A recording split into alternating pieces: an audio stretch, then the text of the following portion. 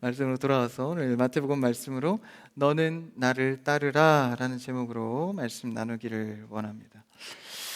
오늘 마태복음 말씀은 예수님께서 이제 제자들을 가르치면서 이제 수많은 무리가 예수님을 따르고 또 그 사역의 동행 속에서 일어나는 한 장면을 담고 있습니다. 오늘 8장에서 이제 18절 한 대목을 보는데 이 전의 사역이 좀 오늘 말씀과 연관성을 갖습니다. 예수님께서 오늘 말씀 직전에 계속해서 치유 사역을 하셨습니다. 이 땅 가운데 예수님이 오신 이유 중에 하나가 이제 치유 사역 때문인데 여러 치유 사역을 하시면서 이제 오늘 말씀으로 치유 사역 이후에 넘어오고 있는 장면입니다. 그러니까 치유를 통해서 믿음의 본질과 또 믿음에 대한 설명을 이렇게 해주시는데 이 믿음이 제자들에게 이제 어떻게 적용되고 어떻게 살아가야 할지에 대한 문제를 오늘의 이야기를 통해서 전해주고 있습니다. 기적의 사역 후에 얼마나 많은 사람들이 따랐겠습니까? 오늘날도 마찬가지죠. 이 신유의 은사로 이 치유 사역이 벌어지면 그 현장에 사람이 확 몰립니다. 그리고 아직 미전도 종족들도 많죠. 그곳에 가서 이 치유 사역이 막 이루어지면요, 사람들이 구름대 같이 몰립니다. 그래서 그런 치유의 현장 속에는 항상 부흥이 뒤따랐는데 그 부흥이 정말 어떤 부흥이냐는 좀 다른 결과이겠지만 오늘 모습에서 예수님께서 치유하시고 기적을 행하니까 굉장히 많은 사람들이 몰린 거예요. 그래서 그런 가운데에 예수님이 이 치유사역 이후에 제자들에게 나를 따르는 무리들, 또 나를 따르는 제자들에 대해서 어떻게 따라야 하는지를 가르쳐 주고 있습니다. 그러니까 완전히 현장 학습이죠. 현장에서 바로 그런 상황을 보시고 가르침을 주십니다. 한번 18절 첫 절을 읽어볼까요? 같이요, 시작. 예수께서 무리가 자기를 에워싸는 것을 보시고 건너편으로 가기를 명하시니라. 예수께서 치유사역 이후에 예수님을 완전히 에워쌀 정도로 사람들이 모이게 됩니다. 근데 에워싸는 것을 어떻게 합니까? 보시고. 성경에서 단순히 쓰여지는 이런 동사들은요, 그냥 지나치면 안 됩니다. 예수님께서 보셨다는 것은 그 모인 무리의 그 심중과 마음과 상태를 아셨다라는 것입니다. 그러니까 우리가 신앙생활 할 때 사람들의 눈이나 교회 공동체 속에서는 그렇게 보일 수 있지만 하나님께서는 그 중심과 마음과 태도를 늘 주목하고 계십니다. 그래서 그런 아심 속에 보시고 건너편으로 가기를 명하십니다. 예수님은 대중의 인기나 세속적인 메시아 열풍에 휘둘리지 않으시고 주님은 어떤 하나님의 뜻에 따라서 사역의 장소를 옮기시는 모습을 볼 수 있습니다. 그러니까 예수님이 이렇게 막 사람들이 모이면 그 자리에서 좀 인기도 좀 실감하면서 여러 가지 일도 할 법한데 예수님은 항상 철저하게 가시적인 것보다는 하나님의 보이지 않는 뜻을 따라서 움직이셨다라는 것이죠. 여러분 삶의 모든 움직임은요, 보이지 않는 하나님의 뜻에 맞춰서 결정되어지기를 축복합니다. 이게 참 어려워요. 우리는 늘 보이는 것에 결정하는 습관이 있다 보니까 보이지 않는 것을 보면서 가기는 참 쉽지 않죠. 그러나 우리는 영의 사람들입니다. 주님 주신 성령의 능력으로 분별의 은사가 있기를 축복합니다. 그래서 보게 되는 것, 예수님과 같이. 그래서 예수님이 진정한 제자와 단순한 구경꾼 사이에 그런 구별을 오늘 말씀을 통해서 해주고 계십니다. 오늘 말씀에서는 두 사람이 등장하는데 둘 다 예수님을 따르겠다고 나섰던 사람들입니다. 한 사람은 서기관이라는 직분을 갖고 있는 사람이고 한 사람은 자세히 소개되지 않지만 무명의 제자로서 또 한 사람이 등장합니다. 예수님을 따른다는 것은 우리의 익숙하고 편안했던 삶을 그 터전을 떠난다는 뜻을 내포합니다. 예수님을 따를 때 단순히 그냥 예수님을 따라 즐겁게 살아가는 게 아니라 내 삶에 내려놓고 익숙했던 것을 버려야 할 영역이 반드시 따라온다는 것이죠. 그래서 예수님도 제자라고 자청해서 따르는 자들에게 미션 같은 숙제를 항상 던지시죠. 네 소유를 팔고 나를 따라와봐라. 지금은 기도해라. 지금은 멈춰라. 따라와라. 이런 명령 속에서 우리가 견고했던 삶의 수많은 터전과 행동과 습관들을 내려놔야 한다는 것을 촉구합니다. 오늘 말씀에서도 마찬가지인데, 그러다 보니까 이제 신앙생활, 예수님을 따른다는 것은 결코 만만치 않다라는 것이죠. 그래서 교회를 다니는 게 그냥 그저 그렇게 내가 종교 생활을 하는 것이 아니라 내 자신과 수많은 내 삶의 터전을 내려놓는 싸움을 해야 한다라는 것입니다. 그러니 성경에서는 이런 삶을 순례자의 삶, 나그네의 삶이라고 표현하기도 합니다. 그렇습니다. 우리의 삶은요, 나그네와 같아요. 때로는 눌러 앉은 것 같은데 모두 다 청산하고 일어나야 될 때도 있고요, 다 얻은 것 같으나 하나님 안에서 버려야 할 때도 있는 것이죠. 그러니까 뭔가 정착하지 못하는 삶, 이 땅 가운데서는 사실 우리의 정체성이 그러하다라는 것입니다. 왜냐하면 우리는 본향인 하늘의 시민권을 갖고 있는 자들이기 때문에 원래 소속이 하늘, 그리고 우리는 이 땅 가운데 나그네처럼 살아가고 있다라는 것이죠. 히브리서 11장 13절에서는 그 순례자의 길을 이렇게 잘 표현해 주고 있습니다. 한번 읽어볼까요? 시작. 이 사람들은 다 믿음을 따라 죽었으며 약속을 받지 못하였으되 그것들을 멀리서 보고 환영하며 또 땅에서는 외국인과 나그네임을 증언하였으니. 땅에서는 나그네와 외국인 같이, 우리도 이제 대한민국 국적을 갖고 살다 보면 외국에 가면 뭔가 여행은 좋은데 거기서 갑자기 살려고 하면 굉장히 두려움과 불안함이 있죠.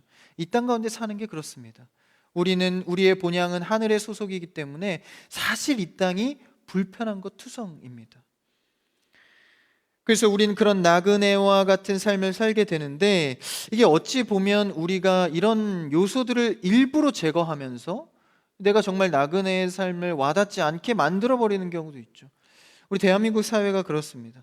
이 불안도가 높아서 렌트 같은 걸 잘 안 해요. 저희는 빌리고 이런 걸 별로 안 좋아하죠. 상호 관계에서도 그렇습니다. 그래서 내 소유를 좋아하고 내 소유로 되었을 때 뭔가 그걸 다 컨트롤할 수 있을 것처럼 살아갑니다. 근데 현실은 그렇지 않죠. 우리나라 사람들이 그 소유권에 대한 생각이 굉장히 많은 것 같아요. 외국에는 뭐 미국만 가도 이렇게 렌트해서 모두 다 집을 이제 살잖아요.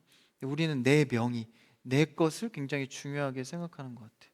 우리나라 민족성이 사방으로 우겨쌈을 당해서 맨날 땅 뺏기고, 그렇죠? 주권을 뺏기고 이런 나라다 보니까 민족성상 좀 자기 것, 나의 소유에 대해서 좀 강조를 하는 것 같습니다. 그런데 이런 태도는요, 우리의 신앙과 그렇게 어울리는 형태는 아닙니다. 그래서 여러분, 내가 가진 줄 알았으나 놓치는 경우가 얼마나 삶에 많습니까? 여러분, 하늘의 본향을 두고 사는 사람으로서요, 내가 다 내 소유로 생각하지 마시고 하나님께서 나에게 맡기신 것으로 은혜로 사는 여러분 되시기를 축복합니다. 그래서 그런 신앙관으로 살아가야 하는데, 그런 속에서 이제 한 서기관이 나와서 예수님을 따르고자 합니다. 한번 다음 절 19절을 한번 읽어볼까요? 19절 시작. 한 서기관이 나와 예수께 아뢰되 선생님이여 어디로 가시든지 저는 따르리이다. 굉장히 그럴듯한 고백을 합니다. 한 서기관이 나왔는데, 이 서기관은 이 하나님의 말씀, 그러니까 구약이죠, 모세오경에 굉장히 율법에 탁월한 자고 이 율법을 줄줄 외울 정도로 이 율법 선생님입니다. 서기관 정도 될 정도면요, 중산층 이상입니다. 그러니까 경제적으로는 좀 어려움이 없는 자들이라고 보는 게 좋겠죠. 생활 면에서 절박한 사람은 아닙니다. 그런데 갑자기 나타나서 예수님을 따르겠다고 이렇게 급발진을 하니까 이게 참, 이런 신앙의 모습이 뭐 좋다고 해야 될지 아니면 좀 불안하다고 해야 될지, 그러니까 신앙생활 하면서 이런 경우들이 많습니다. 도 아니면 뭐, 그래서 막 갑자기 불붙는 듯한 신앙. 그래서 이 부분을 원문으로 보면 이 서기관이 예수님에 대한 호칭을 지금 오늘 말씀에서도 선생님이여, 랍비여라고 말을 합니다. 여러분, 내가 주님을 어떻게 부르는 것, 그리고 누군가를 어떻게 부르느냐는 굉장히 중요한 문제입니다. 여러분은 주를 누구라 부르십니까? 예수님도 제자들에게 묻죠. 야, 더러는 엘리야라 하고 선지자라고 하는데 너희는 나를 누구라 하느냐? 그러니까 신앙 고백이 굉장히 중요한 거예요. 내가 그리스도를 어떻게 인식하느냐. 오늘 서기관은요, 자신의 어떤 마음이 있었는지 모르겠지만 지금 메시아 예수 그리스도를 선생님이여 이렇게 부르고 있죠. 한 가지 예로 가롯 유다, 예수님을 팔았던 가롯 유다는요, 끝까지 주여라고 부르지 않습니다. 선생님이라고 인식한 것이죠. 그래서 서기관도 마찬가지로 선생님이여 라는 인식 속에서 쫓고 있다라는 거예요. 그러니까 제대로 된 메시아적인 생각으로 예수님을 쫓겠다고 한 것은 아닌 것으로 보입니다. 더구나 어디로 가시든지 따르겠다. 굉장한 결단처럼 보이죠. 예수님께서 건너편으로 가시는 것, 지금 이제 18절에 보면 이제 건너편으로 가시고자 합니다. 그러니까 그런 물리적으로 어디를 갈 때 따라가겠다고 하는 것인데, 예수님의 가르침과 하나님의 가치관의 전적인 동의로 무엇이든 따르겠다는 고백은 아닙니다. 그러니까 물리적으로 가는 곳에 내가 그냥 따라가겠다는 이야기를 하는 것이죠. 그러니까 우리는 참 이 은혜의 홍수의 시대 속에서 좋은 교회, 하나님을 제대로 고백하고 제대로 알게 되는 교회에서 신앙생활하는 것은 참으로 감격스럽고 복된 일입니다. 여러분, 크리스찬 교회 만난 것을 복된 일로 여기시기를 축복합니다. 하나님을 알 수 있고 배울 수 있고 제대로 따를 수 있는 건 굉장히 큰 감사이고 감격입니다. 이 서기관은요, 이 학문적인 추종을 굉장히 좋아했기 때문에 예수님께서 기적도 행하시고 말씀하실 때 너무 탁월한 가르침을 해서 그거에 대한 우호적 따름을 하고 있는 것이죠. 학문에 탁월하고 가르침에 탁월한 그를 보았을 때 얼마나 매력적이었겠습니까? 그러니까 그를 주님이라고 보지 못하고 선생님이여 하며 그를 따르기를 자청합니다. 심지어는 말씀 직전에 인기도 좋으니 얼마나 이 기대가 되었겠어요? 그러나 예수님의 순례길을 온전히 알고 따르는 형태는 아니었습니다. 이런 아류의 그룹들 형태는 예수님을 따르는 사람 중에 굉장히 많았습니다. 나도 예수님의 길을 따르겠습니다. 예수님, 저도 예수님이 좋습니다. 따르겠습니다. 했지만 고백은 많았지만 진실로 예수님이 의도한 순례의 길을 가고자 하는 사람은 적었다라는 것이죠. 그 마음을 아시고 18절에 보시고와 같이 그 마음을 아시고요, 예수님께서 바로 이렇게 대답하십니다. 한번 그 다음 절 20절을 읽어볼까요? 20절 시작. 예수께서 이르시되 여우도 굴이 있고 공중에 새도 거처가 있으되 인자는 머리 둘 곳이 없다 하시더라. 예수님께서 서기관의 마음을 아시고요, 여우도 굴이 있고 새도 거처가 있다라는 다소 좀 이해하기 어려운 말을 합니다. 여기서 여우는 비유되었듯이 헤롯을 가리킵니다. 그러니까 다른 말씀에 이제 헤롯을 가리켜 여우라고 했는데, 그리고 새는 로마의 통치권을 말합니다. 그러니까 세상의 권력자들은 힘이 있고 자신의 거처도 있고 소유권도 있어서 한 자리씩 하고 있는데, 나를 그런 줄 알고 따른다면 아니다라는 것이죠. 인자는 머리 둘 곳도 없다라고 말씀하십니다. 그대가 말하는 부귀와 가르침을 통해서 뭔가 한 자리 차지하려는 그 속내는 나에게 없다라는 것이죠. 그것을 약속하고 보장하는 길이 아니라고 명확히 예수님께서 알려주십니다. 여기서 중요한 단어는요, 인자라는 단어인데, 예수님께서 스스로 자신을 가리켜서 인자라고 말씀하십니다. 이 호칭이 서기관이 선생님이여 라고 부른 호칭과 대비가 되면서 예수님께서 말씀하시는 건데, 인자라는 말은 일찍이 다니엘이 7장에서 예언한 호칭입니다. 한번 다니엘 7장의 말씀을 한번 볼까요? 앞에 있습니다. 같이 시작. 내가 또 밤 환상 중에 보니 인자 같은 이가 하늘 구름을 타고 와서 옛적부터 항상 계신 이에게 나아가 그 앞으로 인도되매 14절 시작. 그에게 권세와 영광과 나라를 주고 모든 백성과 나라들과 다른 언어를 말하는 모든 자들이 그를 섬기게 하였으니 그의 권세는 소멸되지 아니하는 영원한 권세요 그의 나라는 멸망하지 아니할 것이니라. 지금 다니엘 7장에서 인자는 메시아 그리스도에 대한 환상 예언을 하고 있는 장면입니다. 그러면서 썼던 호칭이 인자입니다. 그러니까 메시아적인 그리스도와 동시에 20절을 다시 본문으로 돌아와서 보시면 예수님이 뭐라고 하시죠? 인자는 메시아 그리스도, 이 땅의 영원한 통치자 그분이 머리 둘 곳이 없다라는 거예요. 그러니까 이게 두 가지가 동시에 따라줘야 한다는 거예요. 메시아 예수 그리스도를 따르면서 물리적으로는 머리 둘 곳 하나 없다라는 거예요. 그러니까 여러분은 이 땅 가운데 예수님을 따른다는 것은 하늘에 계신 아버지의 아들이신 예수 그리스도, 그 영광의 하나님을 따르는 것인과 동시에 이 세상에서는 머리 둘 곳 없이 예수님을 따르게 된다는 것입니다. 근데 여러분, 우리는 한쪽만 생각해요. 예수님 따르면 큰 영광, 축복, 잘 될 거야, 가는 길이 모두 다 꽃길, 그쪽만 생각합니다. 근데 맞습니다. 예수 그리스도엔 영광이 있고 능력이 있습니다. 그러나 동시에 이 땅 가운데서 따를 때에는 머리 둘 곳조차 없는 순례의 길도 동시에 가야 한다는 것이죠. 서기관은 어쩌면 예수님을 그 메시아적인 어떤 그 환상만을 쫓아서 가는지 모릅니다. 그런데 동시에 가장 낮은 자의 모습을 상징하기도 하는 것이죠. 굉장히 어울리지 않는 두 가지를 예수님께서는 함께 말하고 계십니다. 어쩌면 우리가 따르고 싶은 길, 추종하고 싶은 길은 메시아적 길일지 모릅니다. 그래서 제자들도 예수님을 따르면서 타이밍이 오지 않는 거예요. 야, 이쯤 되면 로마를 물리적으로 부시고 압제해야 될 텐데 계속 이상한 소리만 하시는 거예요. 자꾸 죽어야 된다 그러고 십자가 져야 된다 그러고. 그러니까 그 끝에 이겨내지 못해서 가룟 유다는 먼저 배신하고, 그런 모습 속에서 예수님께서 진짜 나를 따르는 것은 이 땅 가운데 낮은 자의 길, 십자가의 길, 고통 가운데에서도 영혼을 생각하는 길, 그것을 순종할 각오로 따라야 한다라는 것을 전해주고 있는 것이죠. 이 따름은요, 세상의 부귀영화를 따르는 것이 아닙니다. 오히려 세상에서는 죽고 하늘의 영광을, 그 나라의 통치 질서를 따르게 된다라는 것이죠. 이후에 마태복음 19장 28절에서는 이렇게 말하고 있습니다. 한번 읽어볼까요? 시작.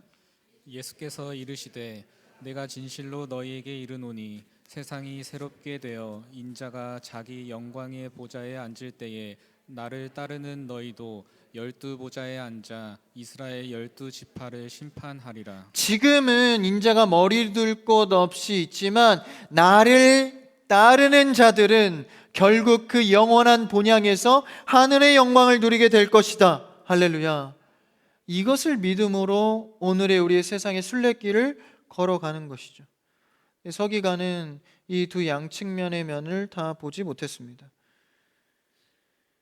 예수님은 이 세상에서는 죽음의 길을 간다. 그러니 오늘날 우리가 사는 곳에서는 십자가의 길이다. 그러나 장차 이 세상에 도래할 재림 예수의 때가 오면 진정으로 그의 따름이 빛을 발할 때가 온다라는 것이죠. 그러면서 예수님은 진짜 나를 따른다는 것이 어떤 의미인지를 직접적으로 가르쳐 주십니다. 그 가르침 이후에 또 다른 이가 따르고자 하는 상황이 나오는데, 한번 그 다음 절 21절을 한번 읽어볼까요? 21절 시작. 제자 중에 또 한 사람이 이르되 주여 내가 먼저 가서 내 아버지를 장사하게 허락하옵소서. 지금 예수님을 따르는 제자 중에 한 사람이 와서 내가 주님을 따르긴 따를 건데 먼저 내가 아버지 장례를 치러야 해서 가야 한다고 이야기를 합니다. 그러니까 이 사람을 소개할 때 21절에서 제자 중에 또 한 사람이, 그러니까 앞의 사람과 비슷한 맥락의 대조를 보여주면서 하나의 스토리로 간다는 것을 이어주고 있는 표현입니다. 또 한 사람이 이렇게 표현하죠. 유대인에게는 이 장례 치르는 일이 굉장히 중요합니다. 그러니까 두 가지인데, 결혼식, 오늘날도 그렇죠. 결혼식과 장례식이 굉장히 중요한데 요새는 뭐 그만큼의 중요도를 갖는 것 같지는 않습니다.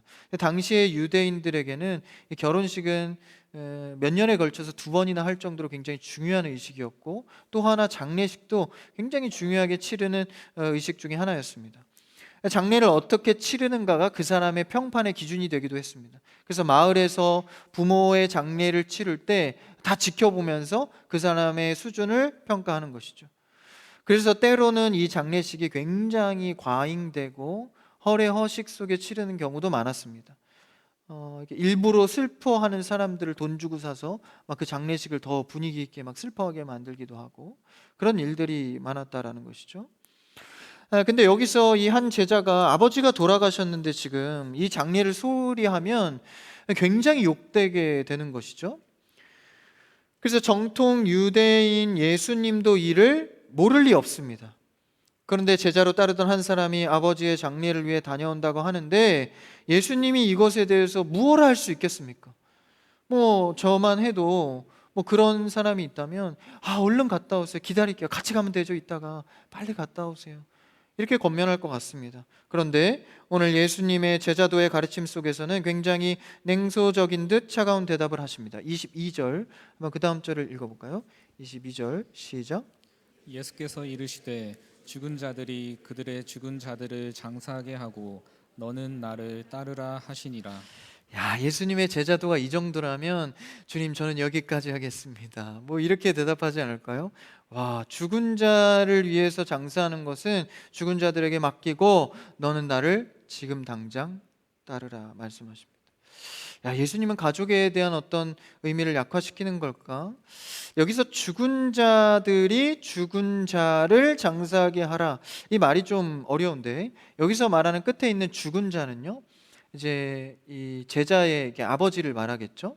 이 죽은 자를 장사할 때 죽은 자들이 장사하게 하라. 여기서 말하는 죽은 자들은요, 영적인 죽음을 말합니다. 다시 말하면 예수님을 따른다고 하면서 자기의 것들을 실속을 챙기고 서기관과 같이 자기의 유익을 따르는 것, 혹은 우선순위가 달리 자기의 일들을 하는 사람들, 그 사람들을 영적으로 죽어있는 자들이라고 표현하고 있는 것이죠. 온전히 인식하지 못하는 서기관 같은 영적으로는 죽은 자를, 육신적으로는 거룩해 보이지만 그런 자들이 아버지를 장례하게 하고 너는 나를 따라라. 예수님은 지금 효도를 금지하고 있는 것이 아니라 여기서의 핵심은 21절에서 이 제자가 말할 때 뭐라고 하죠? 제자 중에 21절을 보십시오. 또 한 사람이 이르되 주여 내가 먼저 가서, 이 먼저라는 첫 것이라는 표현을 예수님께서는 주목해 보신 것이죠. 하나님 나라의 부르심은 어떤 도덕적, 사회적, 가정의 의무보다 절대적인 우선순위를 갖습니다. 이것을 예수님이 지금 선포하고 있는 것이죠. 그러니 이 우선순위가 바뀐 너는 영적으로 죽은 자다. 그러니까 이 주 안에서의 우선순위가 바뀌어 있는 자들은 영적으로 죽어 있다라는 강력한 표현을 하고 계신 거예요. 그래서 영적으로 죽은 자들에게 그것은 맡기고 너는 나를 따르며 이 영적인 세계의 회복을 누려라 라고 말씀하십니다. 이것은 단순히 모든 자들이 아버지나 어머니의 장례를 뒤로 하라는 어떤 가족애를 말살하는 것이 아니라 지금 제자도의 가르침에 있어서 이 사람을 표본으로 삼고 있는 것이죠. 가르침을 주기 위한 상황입니다. 예수님 하나님 나라에 반응하지 않는 자들을 향해서 거침없이 죽은 자들이다. 여러분, 우리는 하늘의 우선순위를 두고 살아가는 여러분 되기를 축복합니다. 육체는 살아있으나 영에 대해서 죽어 있으면, 영원한 생명의 가치에 대해서 관심이 없으면 영적으로는 죽은 것과 다름없다라는 뜻입니다. 참된 예수님을 따르는 제자도는요, 죽은 육적인 것에 매달리는 것이 아니라 생명의 복음을 위해 살아가는 자들입니다. 부모를 장사하는 것은 좋은 일이고 옳은 일입니다. 그러나 오늘 예수님께서 말씀하시는 것은 하나님 나라의 부르심은 가장 좋은 일을 하는 것이다. 이 가르침을 우리에게 주고 있는 것이죠. 여러분, 우리는 신앙생활 하면서 예수님을 우선적으로 따라가는 여러분 되길 축복합니다. 무엇이 우선되어져야 할 것인가? 여러분, 예배를 우선한 여러분 되길 축복합니다. 기도의 자리를 우선하십시오. 하나님께 찬양하는 자리에 우선하십시오. 무엇보다도 우리가 우선해야 할 이 영적인 우선순위가 있다라는 거예요. 여러분, 저녁 예배 드리실 정도 되시는 분들은 우선순위에서 승리한 여러분인 줄 믿습니다. 무엇을 우선할 것인가? 우리는 흔히 죄악된 일 때문에 주님을 못 따르는 것이 아니라 매우 정당해 보이는 다른 일 때문에 주님을 따르는 것을 미룰 때가 많습니다. 그러니까 누구도 반박하지 못하는 거예요. 뭐 아버지 장사하러 간다는데 이거 누가 뭐라 하겠습니까? 야, 아버지 장사하고 와서 예배해, 아버지 장사하고 와서 주님을 따라 라고 말하는 게 당연할 것입니다. 그렇기 때문에 주님을 따르는 것은 언제나 미룰 수 있는 합리적인 명분은 얼마든지 만들어낼 수 있는 것이죠. 여러분, 예배 안 나올 수 있는 이유요? 수만 가지, 수천 가지도 됩니다. 그런데 여러분, 우리는요, 하나님을 따르기로 작정한 자들입니다. 그 길에 이미 들어섰다는 것은 이런 모든 우선순위를 정리하고 들어오셔야 됩니다. 그래서 합리적이고 이치적인 것보다 누구 하나 반박하지 못하는 상황이라 할지라도 나는, 나 한 사람은 코람데오 하나님 앞에서 어떻게 살아가야 할지를 결정해야 합니다. 여러분은 지금 예수님을 어떻게 따라가고 계십니까? 내 중요한 것들, 어쩔 수 없다는 이야기 속에서 우선순위를 내가 정하고 살아가고 계십니까? 아니면 성경의 말씀에 순종하며 나의 환경과 사랑을 주 앞에 내려놓고 믿음으로 주님을 따르고 계십니까? 이 두 번째 따르려고 했던 제자는 서기관보다는 나았을지 모르지만 나아가 우선순위의 문제에서는 걸려들게 된 것이죠. 누가복음 14장 25절과 26절에서는 이렇게 말씀하십니다. 한번 읽어볼까요? 같이요. 시작.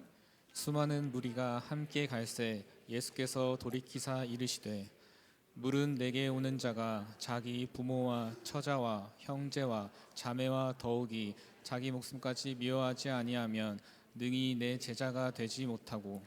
예수님께서 25절에 보니까 돌이키셔서 이르시되, 그러니까 예수님께서 아예 작정하시고 강조하면서 말씀하시는 겁니다. 나를 따르려고는 모든 삶의 첫 자리를 예수님에게 내어 주어야 한다라고 말씀하시는 것이죠. 뭐 가족을 미워해라, 뭐 다 버려라, 뭐 이런 얘기를 하는 게 아닙니다. 우선순위에 대한 교육을 하고 있는 것이죠. 예수님은 우리의 부귀를 위한 보조 도구가 아닙니다. 기독교 신앙은 왕 대신 그리스도, 대장 대신 그분을 내 삶의 우선순위의 자리로 모시는 일입니다. 근데 어느덧 신앙이 익숙해지고 사람들에게 평가와 인정도 받기 시작하면서 내 나름대로 우선순위를 바꾸고 있는지도 모릅니다. 예수님도 형제, 부모보다도 하나님의 말씀에 순종이 먼저라는 것을 성경의 곳곳에서 계속해서 강조해서 말씀하십니다.